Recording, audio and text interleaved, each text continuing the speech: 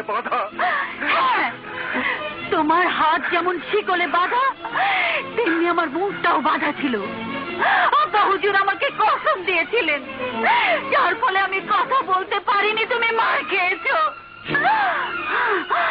আমার জন্য যতগুলো চাবুক তোমার পিঠে পড়েছে, আজ আজ আমি ততগুলো চাবুক আমার গায়ে নেব।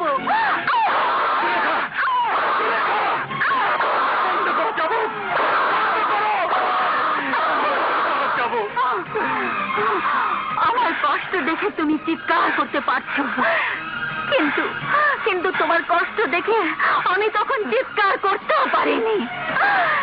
শুধু শুধু তোমার কষ্ট আমি মুখ বুজে সহ্য করেছি। এখন যদি আমার জন্য তোমার কষ্ট লাগে, তোমাকেও তোমাকেও তা নীরবে সহ্য করতে হবে।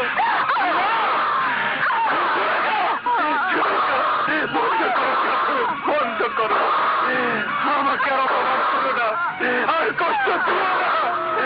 আমার ভালোবাসা তোমাকে।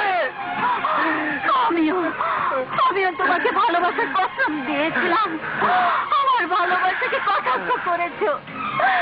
এখন এখন তোমার কোনো কথাই আমি শুনবো না। আমার জন্য তোমার শরীর থেকে যতটুকু রক্ত ঝরেছে, আমিও ততটুকু রক্ত আমার শরীর থেকে ঝরাবো।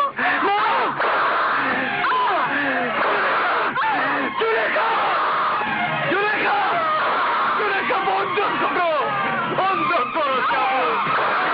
জুলেখা, তুমি আর চাবুক দিও না, তুমি মরে যাবে। জুলেখা মরে যাবে, মরে যাবে। সত্যিকারের ভালোবাসা দেখাতে গিয়ে চাবুকের আঘাতে যদি আমার মৃত্যু হয়, তাহলে তাহলে কাল সকালে সবাইকে বলে দিও জুলেখা জুলেখা ছলনা করেনি। জুলেখা একজন সত্যিকারের প্রেমিকা। সে মেহবুবকে ভালোবাসতো, ভালোবাসতো।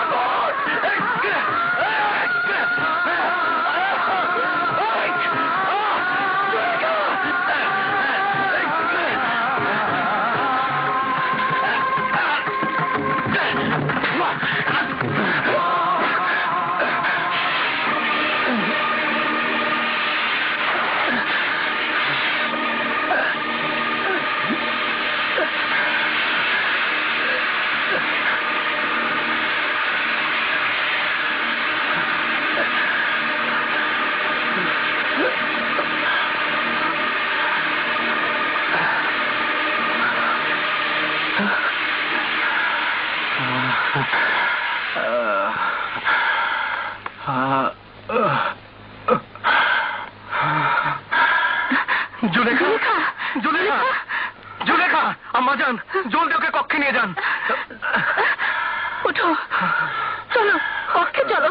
মেহবুব, মেহবুব।